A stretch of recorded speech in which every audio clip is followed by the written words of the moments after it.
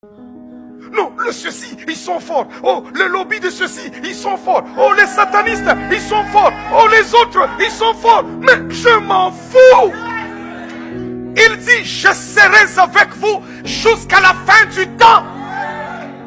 J'ai vu, à cause de la peur, des hommes de Dieu changer, diluer le vin de la parole, changer leur parole, changer leur façon de prêcher. Oh, je suis en train de dire aujourd'hui que je ne pourrai jamais trafiquer l'évangile, jamais trafiquer la parole de Dieu. Jamais. Jamais. Je ne pourrai pas. Si la Bible me dit dans cette Bible, si je lis la parole de Dieu, elle me dit que tu n'hériteras pas le royaume de Dieu, que les pécheurs iront en enfer. Je dirai ce que j'ai lu, je prêcherai ce que j'ai lu. Je ne changerai pas mon discours. Non. Il y a des hommes meilleurs que moi qui sont morts à cause de la vérité. Comment ferons-nous à la fin du temps? Comment pourrons-nous nous tenir debout devant Dieu? Le regarder droit dans les yeux. Regardez Pierre, regardez Paul, regardez les autres qui ont été sciés, qui ont été décapités, qui ont subi l'humiliation. Mais eux n'ont pas flanché les genoux. Nous voulons sauver nos petites vies. Mais cependant, cette génération est en train de mourir dans le péché. La colère de Dieu se révèle du ciel contre toute personne qui détient la vérité captive. Je ne prêche pas l'évangile pour provoquer quelqu'un. Je ne prêche pas l'évangile pour m'attirer une sympathie. Je prêche la volonté de Dieu.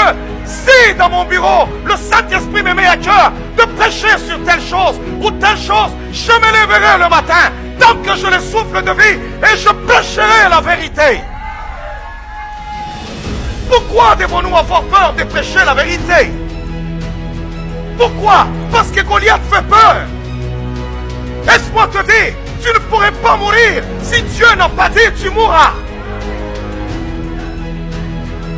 Aucun homme n'a le pouvoir sur ta vie. Seul Dieu a le pouvoir sur ta vie. Pour sous-estimer la puissance du Dieu des cieux, la gloire du Dieu de la Bible, la gloire de celui qui siège dans les cieux, qui domine toutes choses. On a pris les apôtres, on les a fouettés, on leur a interdit de parler au nom de Jésus.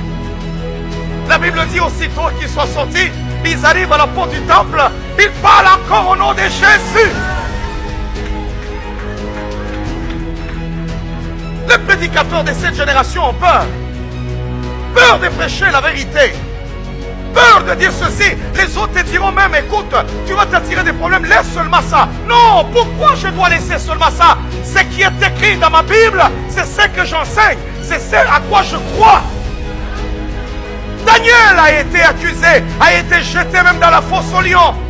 Lorsqu'on a cherché, on a trouvé que non, roi, il y a quelqu'un qui ne fait pas ce que tu as dit. On a dit, ok, comment est-ce qu'on peut l'avoir? On va fouiller dans les lois de son Dieu. Shadrach, Meshach, Abednego ont été saisis, jetés même dans la fournaise ardente du feu. Est-ce que suis-je meilleur qu'eux? Nous sommes comme des condamnés à mort, des gens que Dieu a saisis pour porter le flambeau dans cette génération corrompue, afin de prêcher l'évangile, pour que les âmes soient sauvées. La parole déclare à la loi et au témoignage. Si l'on ne parle pas, il n'y aura point d'aurore pour le peuple.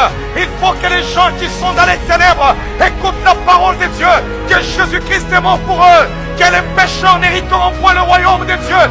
Jésus revient bientôt. L'enfer est une réalité. Il faut que les hommes de cette génération, les jeunes gens de cette génération écoutent cette parole. Mais où sont les prédicateurs audacieux? On a peur de Goliath. Lorsqu'il fait juste un pas, on regarde son aspect, on a vite peur. Nous restons là-bas avec un Dieu, on dirait des contes de fées. Non, mon Jésus à moi, il est vivant.